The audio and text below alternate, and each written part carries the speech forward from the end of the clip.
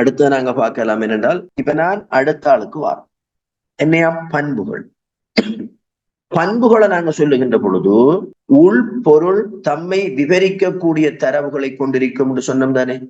அப்படி உள் பொருளை விவரிக்கக்கூடிய அந்த விடயங்களை நாங்கள் சொல்லுவோம் பண்புகள் என்று நாங்கள் சொல்லுவோம். உள் பொருளை விவரிக்கக்கூடிய விடயங்களை நாங்கள் என்னென்னு சொல்லுவோம் பண்புகள் என்று சொல்லுவோம். உதாரணம், மாணவனை விவரிக்கக்கூடிய விடயம் என்ன? அவன் நேம், அவன் டிஓபி, அவன் அட்ரஸ், மாணவன் இண்டெக்ஸ் நம்பர், டெலிபோன் சொல்லுவோம். பாடத்தை விவரிக்கக்கூடிய விடயம் என்ன? பாடத்தினுடைய எண், பாட பெயர் என்று நாங்கள் சொல்லுவோம். இத நாங்க என்னென்று சொல்லுவோம் என்று கேட்டால் உள் பொருளின் பண்புகள் என்று நாங்கள் சொல்லுவோம். இவரை நாங்க காட்டுகின்ற பொழுது எப்படி காட்டுவோம் என்று சொன்னால், பண்புகள் வந்துட்டு எங்களுக்கு மாணவனை நாங்க எடுத்தோம் என்று சொன்னால் ஸ்டூடெண்ட் எடுங்கள மாணவனை ஆங்கிலத்துல. பண்புகளை நாங்க காட்டுகின்ற பொழுது எங்களுக்கு பின்வருமாறு காட்டப்படும். என்னையா? எங்களுக்கு நேம் என்று காட்டப்படும். நேம் வந்துட்டு ஒரு பண்பு. அது போல இன்னும் ஒன்று நாங்க பார்த்தோம் என்ன? டிஓபி எங்களுக்கு இன்னும் ஒரு பண்பு. அது போல நாங்க அட்ரஸ் நாங்க சொல்லுவோம் என்னையா? அட்ரஸும் எங்களுக்கு இன்னும் ஒரு பண்பு. அது போல எங்களுக்கு இண்டெக்ஸ் நம்பர்ல அதுவும் இன்னும் ஒரு பண்பு. அது போல எங்களுக்கு டெலிபோன் நம்பர்ல டெலிபோன் நம்பர் எங்களுக்கு இன்னும் ஒரு பண்பு. அப்ப இதுகளை சொல்லுவோம் என்று கேட்டால் பண்பு எங்களுக்கு இவ்வாறான ஒரு அடையாளத்தினூடாக காட்டப்படும். ஆகவே இந்த பண்புகள் வந்துட்டு பாடசாலையில் 1000 மாணவர்கள் இருக்கிறார்கள் என்று சொன்னால் நாங்கள் சொல்லுவோம் 1000 உள் பொருள் மாதிரிகள் உள்ளது என்று சொல்லுவோம். 1000 மாணவன் இருந்தா அவரை நாங்கள் சொல்லுவோம் 1000 உள்பொருள் மாதிரி என்று நாங்கள் சொல்லுவோம். அப்ப 1000 மாணவர்களுக்கும் இதான் நாங்க சேமிக்க இல்ல தகவல்கள், தரவுகள். பண்பினுடைய விடயங்களை சொல்லுவோம். 1000 மாணவனுக்கும் இவ்வளவு விவரங்களை நாங்கள் போடுவோம். எப்படி வரப்போது எங்களுக்கு? இப்ப நீங்க ஒரு அட்டவணை எடுப்பீங்கன்னு சொன்னா ஸ்டூடண்ட் என்று சொல்லக்கூடிய அட்டவணையில எங்களுக்கு இண்டெக்ஸ் நம்பர், இப்படி மாணவர்கள் தொடர்பான விவரம் என்ன செய்யப்படும்? எங்களோட தரவுத்தளத்துல போனப்படும்.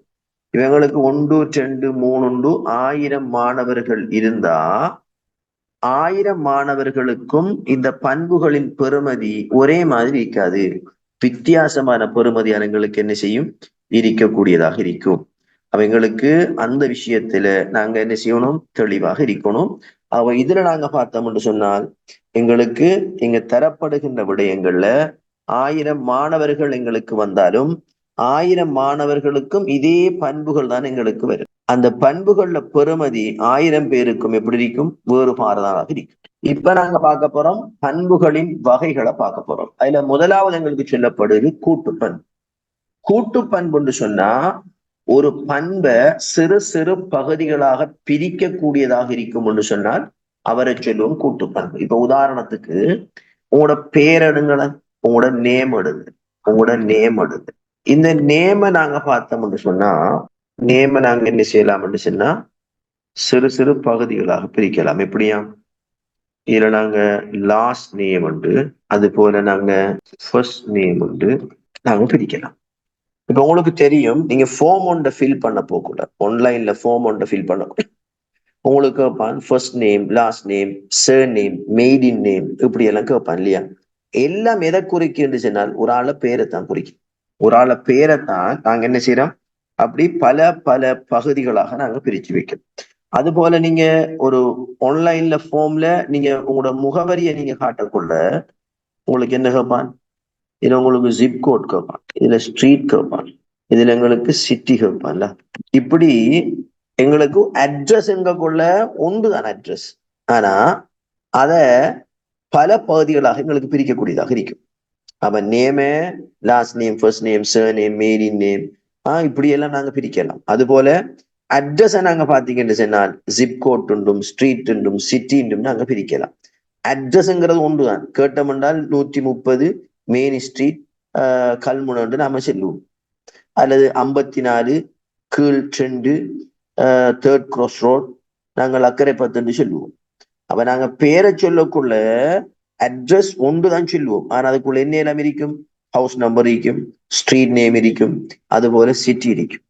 இப்படி அட்ரஸ நாங்க பல பகுதிகளாக பிரிக்கக்கூடியதாக இருக்கும். அப்ப நாங்க சொல்லுவோம் கூட்டு பண்பு என்று சொன்னால் ஒரு பண்பை சிறு சிறு பகுதிகளாக பிரிக்கக்கூடியதாக இருக்கும் என்று சொன்னால் அவரை சொல்லுவோம் நாங்க கூட்டு பண்பு என்று சொல்லுவோம். தனித்த பண்பு என்று சொன்னால் சின்ன சின்ன பகுதியாக பிரிக்க முடியாத பண்புகளை நாங்க சொல்லுவோம். என்னையா தனித்த பண்பு நாங்க சொல்லுவோம். உதாரணத்துக்கு இவ்விடத்துக்கு என்ன சொல்லுவோம்? இண்டெக்ஸ் நம்பரை சொல்லுவோம். Index number. இப்ப நாங்க டிஓபியை நாங்க சொல்லுவோம். என்ன டேட் ஆஃப் பர்த் நாங்க சொல்லுவோம். இவ்விடத்துக்கு நாங்க டெலிபோன் நம்பரை நாங்க சொல்லுவோம். டெலிபோன் நம்பர் நம்ம வேற கேட்டகரிக்குள்ள கொண்டு வர சீக்கிரத்தால இவ்விடத்துக்கு அவரை விட்டு எடுத்துட்டு நான் வேற உதாரணம் தர என்ன டீச்சர் நம்பரை நாங்க சொல்லுவோம். இந்த பண்புகளை நீங்க பாத்தீங்கன்னு சொன்னா இதுகளை சின்ன சின்ன பகுதியாக நாங்க என்ன செய்ய மாட்டோம், பிரிக்க மாட்டோம். இப்ப நாங்க முந்தி சொன்ன மாதிரி லாஸ்ட் நேம் ஃபர்ஸ்ட் நேம் வந்து ஜிப்கோட் ஸ்ட்ரீட் சிட்டின்னு பிரிச்ச மாதிரி இந்த பண்புகளை சிம்பிள் வேலைகளை சிறு சிறு பகுதிகளாக பிரிக்க முடியாத பண்புகளாக என்ன இருக்கும் சொன்னால் இந்த பண்புகள் எங்களுக்கு இருக்கும். அப்ப அவரை சொல்லுவோம் என்று கேட்டால் தனித்த பண்புகள் சிம்பிள் ஓ அட்டாமிக் வேல்யூ அட்டாமிக் அட்ரிபியூட் என்று நாங்கள் சொல்லுவோம். இப்ப நான் அடுத்த ஆளுக்கு வரேன். இவரை நாங்கள் சொல்லுவோம் ஒற்றை பெறுமதி பண்பு. அடுத்தது நாங்கள் பல்பெறுமதி பண்பு.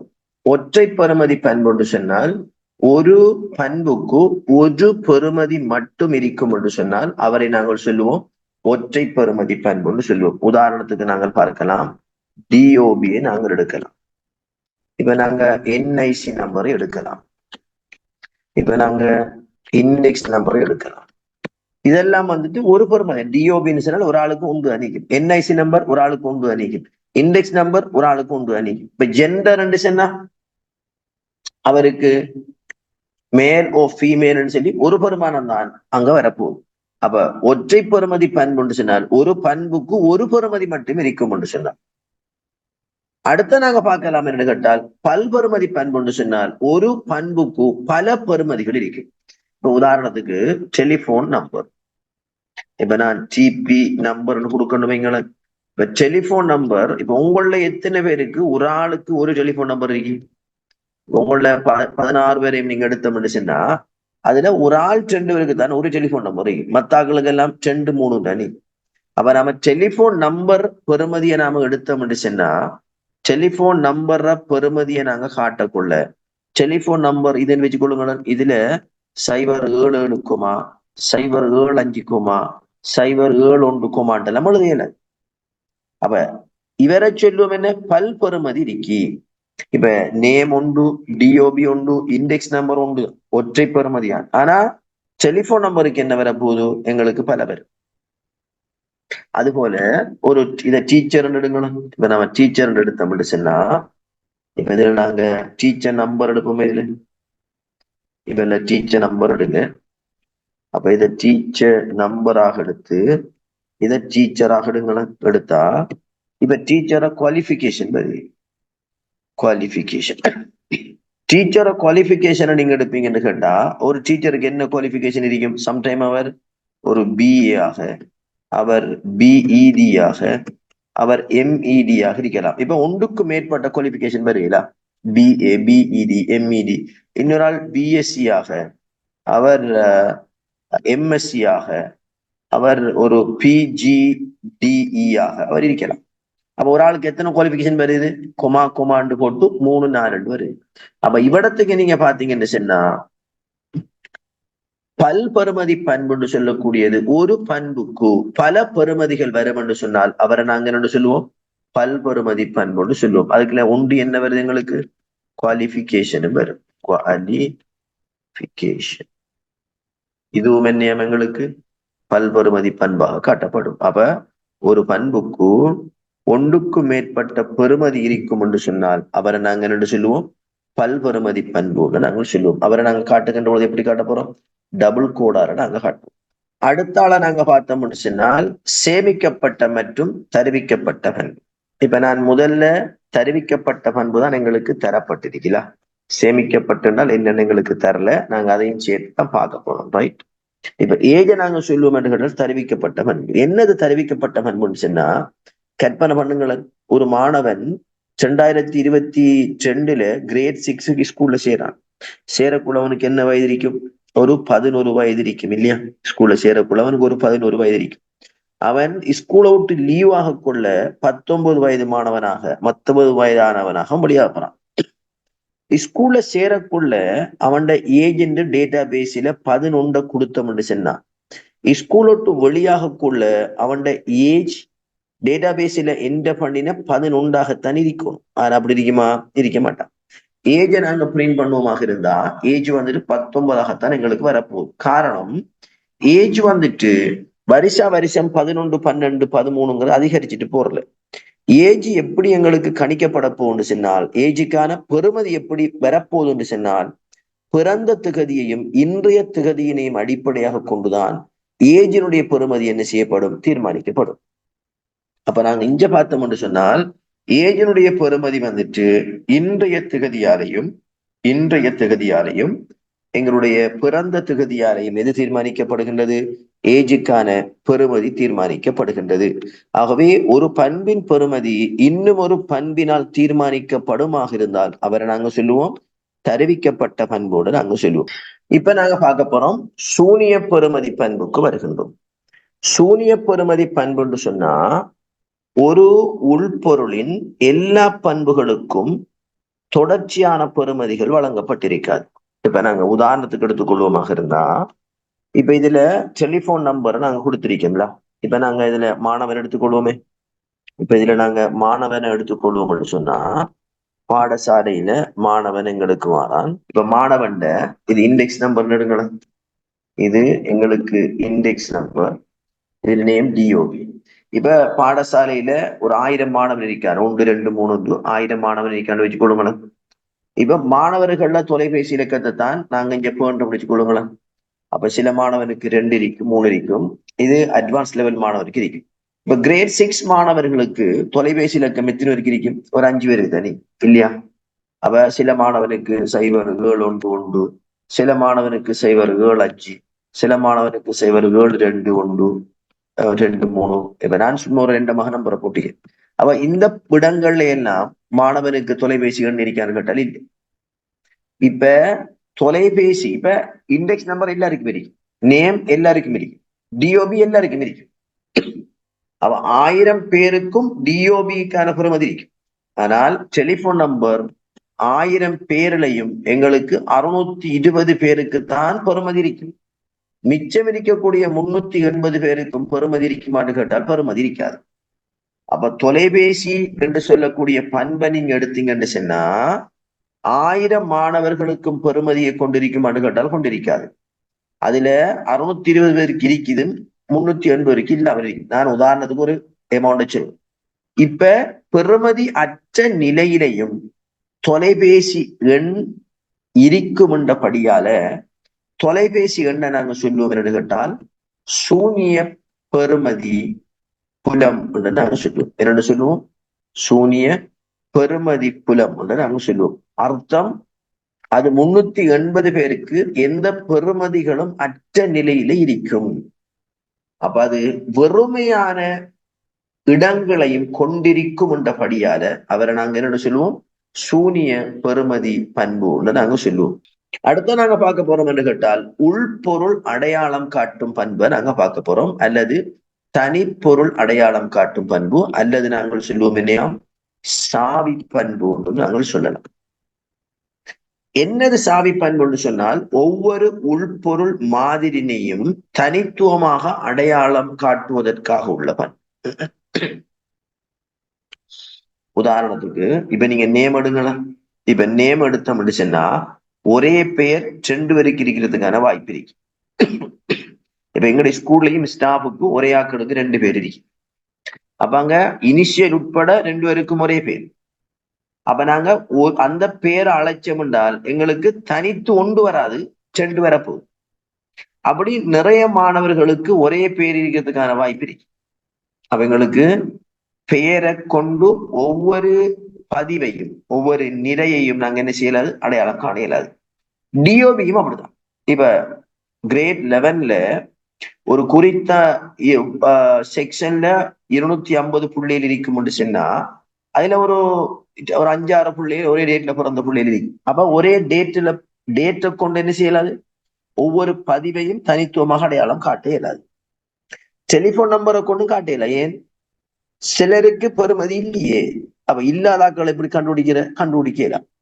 அப்ப எங்களுக்கு உள்பொருள் அடையாளம் காட்டும் பண்பு அல்லது சாவி பண்பு சொன்னா அந்த புலம் வந்துட்டு தனித்துவமான பெறுமதிகளை கொண்டிருக்கணும். உதாரணத்துக்கு இண்டெக்ஸ் நம்பர் 1000 பேருக்கும் 1000 வித்தியாசமான நம்பர். அப்ப நாங்க சொல்லுவோம் சாவி பண்புன்னு சொன்னால் தனித்துவமான பெறுமதிகளை கொண்டிருக்கணும். அல்லது சொல்லுவோம் பிரதி பண்ணப்பட்ட பெறுமதிகளை கொண்டிருத்தல் கூடாது. அப்படின்னா டூப்ளிகேட் வேல்யூ வரப்படாது. இப்ப நான் நேம் 2 வருன்னு சொன்னதானே, டிஓபி 4-5 வருன்னு சொன்னதானே, அப்படி டூப்ளிகேட்டான பிரதி பண்ணப்பட்ட பெறுமதிகளை என்ன செய்யக்கூடாது, கொண்டிருத்தல் கூடாது. அப்ப ஒரு பண்பு சாவி பண்பாக வரணும் என்று சொன்னா அவர் தனித்துவமான பண்பை கொண்டிருக்கணும், அல்லது பிரதி பண்ணப்பட்ட பெறுமதிகளை கொண்டிருத்தல் கூடாது. 2வது நிபந்தனை என்று கேட்டால் அந்த பண்பு வந்துட்டு சூனிய பெறுமதிகளை கொண்டிருத்தல் கூடாது. என்ன சூனிய பெறுமதின்னு சொன்னால் எந்த பெறுமதியும் அற்ற நிலையில் அது என்ன செய்யக்கூடாது, இருத்தல் கூடாது. எந்த பெறுமதியும் அற்ற நிலையில் அந்த பண்பு என்ன செய்யக்கூடாது, இருத்தல் கூடாது.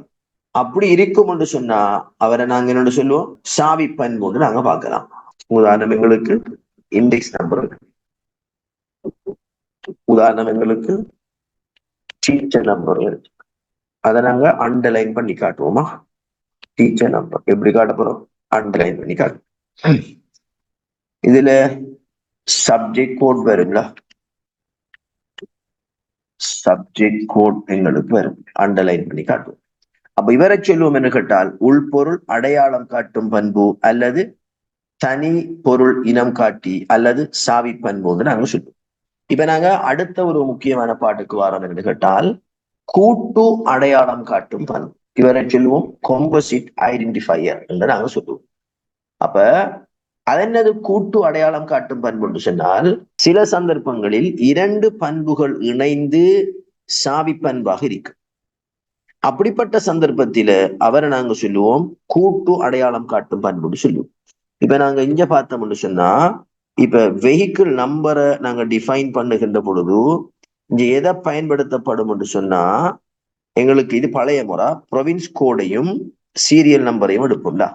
இப்ப இந்த 2ம் இணைந்துதான் எதை தீர்மானிக்க போகுதுன்னு கேட்டால் இந்த சாவி பண்பை தீர்மானிக்கும். அப்ப இங்க பாத்தீங்கன்னு சொன்னால் 2 பண்புகள் இணைந்து சாவி பண்பாக வருகின்றபடியால இவரை நாங்க சொல்லுவோம் கூட்டு அடையாளம் காட்டுபவர் என்று சொல்லலாம். அப்ப கூட்டு அடையாளம் காட்டுபவர் என்று நாங்க சொல்லுவோமாக இருந்தா அதனுடைய அர்த்தம் 2 அல்லது 2க்கு மேற்பட்ட பண்புகள் இணைந்து சாவி பண்பாக இருக்குமாக இருந்தால் அல்லது உரிமை உள்பொருள் அடையாளம் காட்டுமாக இருந்தால் அவரை சொல்லுவோம் என்னையா, கூட்டு அடையாளம் காட்டுபவர் என்று நாங்க பார்க்கலாம்.